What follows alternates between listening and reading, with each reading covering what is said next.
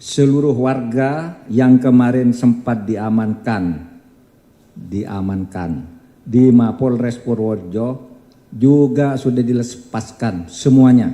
Itu kan ditangkap ya, kita mengamankan. Anda merasa ditangkap atau diamankan? Saya merasa ditangkap.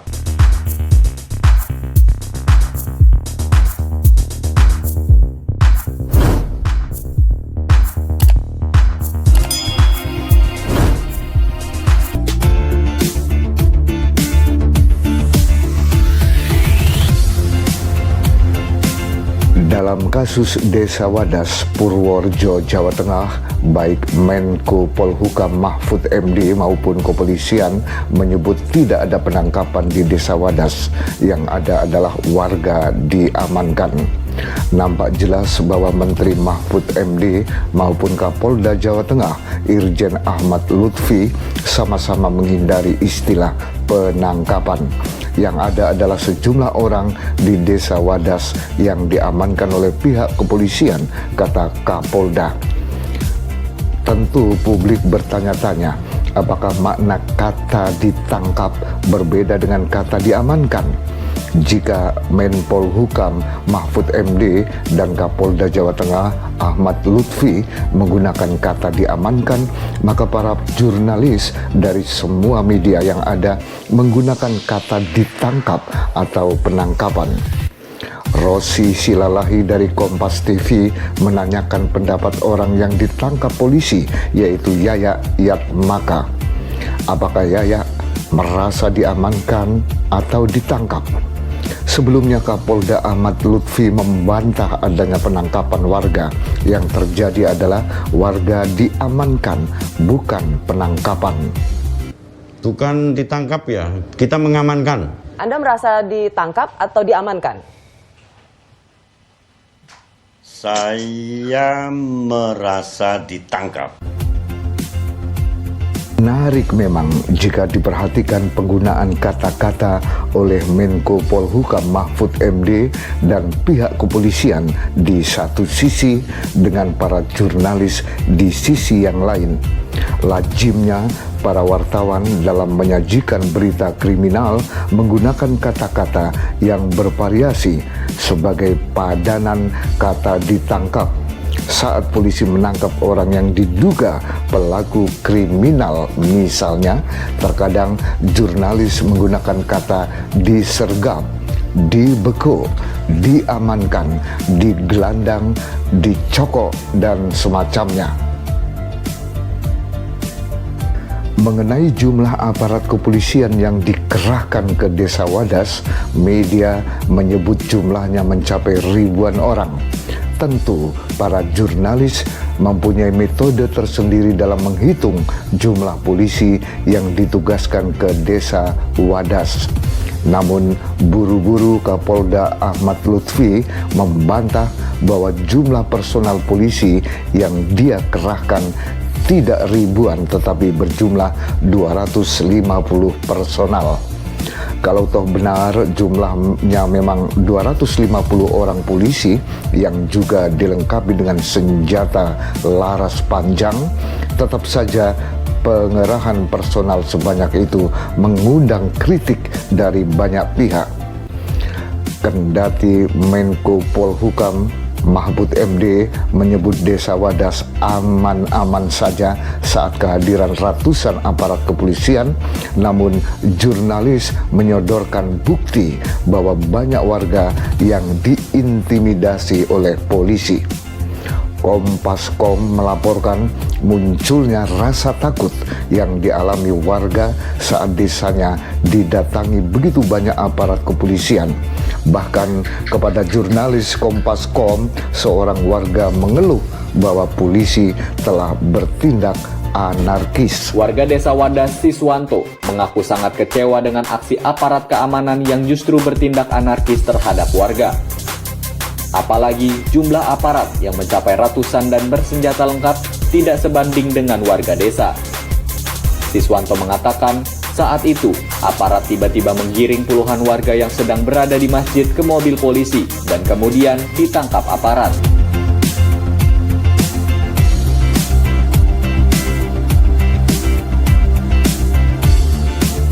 Sejumlah LSM, lembaga swadaya masyarakat seperti WALHI, Wahana Lingkungan Hidup Indonesia, Kontras, dan Amnesty Internasional menyesalkan kehadiran banyaknya polisi yang dikerahkan ke Desa Wadas.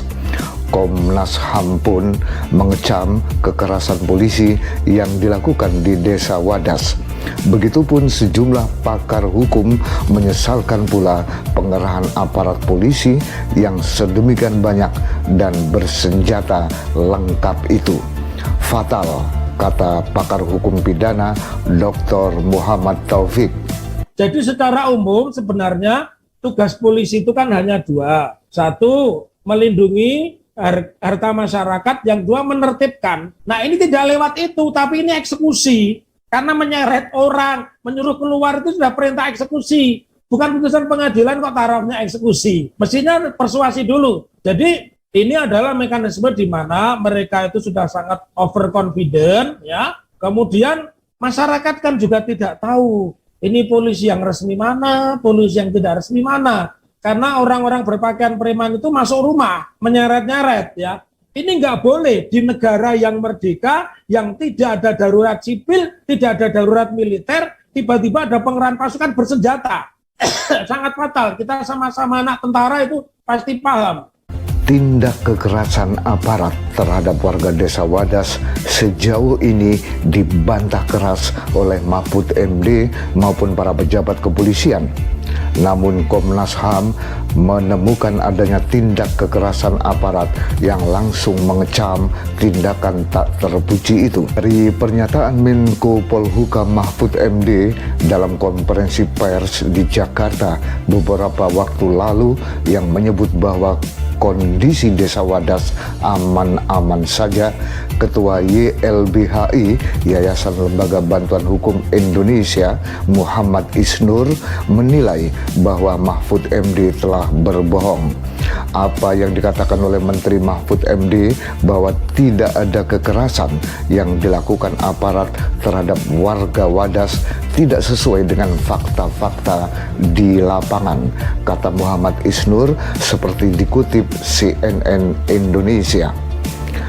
Sementara itu, akademisi dari Universitas Indonesia Profesor Refli Harun juga menyesalkan keterangan Mahfud MD dalam konferensi pers itu yang hanya didasarkan pada laporan orang lain tanpa turun sendiri ke Desa Wadas.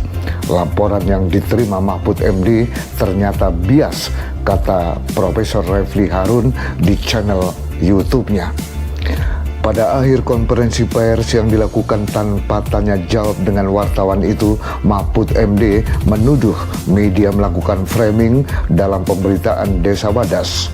Ya, framing yang bisa diartikan sebagai berita bohong alias hoax. Nah, kepada yang suka memframing, membuat video-video seperti drama itu, saya kira supaya menyadari bahwa Polri, BIN, dan Bais punya alat untuk tahu bahwa itu semua adalah framing buatan. Pernyataan Mahfud MD itu membuat Ketua AJI, Aliansi Jurnalis Independen, Sasmito, merasa media dituduh sembarangan oleh pemerintah. Sasmito menegaskan para jurnalis telah melakukan pengecekan fakta yang semestinya di lapangan. Serangan terhadap media terkait pemberitaan Desa Wadas juga dilakukan oleh pegiat media sosial Denny Sirgar yang sering disebut sebagai buzzer itu.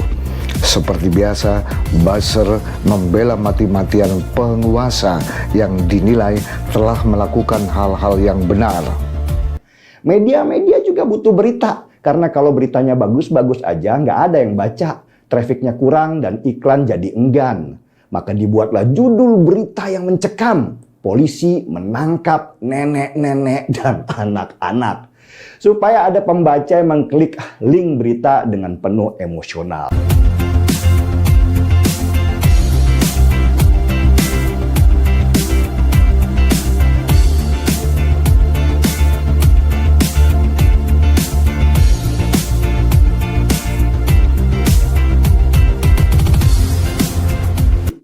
warga juga bisa tetap meminta supaya proses menjalankan proyek penambangan yang berdampak strategis ini ditunda. Hingga setidaknya Undang-Undang Cipta Kerja yang selama ini dinyatakan sebagai inkonstitusional itu ya Mas ya, inkonstitusional bersyarat itu selama 2 tahun kan masih ada masa perbaikan itu. Nah, sementara kita tahu perintah atau amar putusan MK itu juga memerintahkan Presiden untuk apa? Tidak membuat kebijakan atau ya dalam arti konkret itu proyek-proyek lah ya, itu ya, yang mempunyai efek sifatnya strategis dan meluas. Perang opini terkait Desa Wadas nampaknya akan terus bergulir di waktu mendatang. Maklum, Wadas belum tuntas.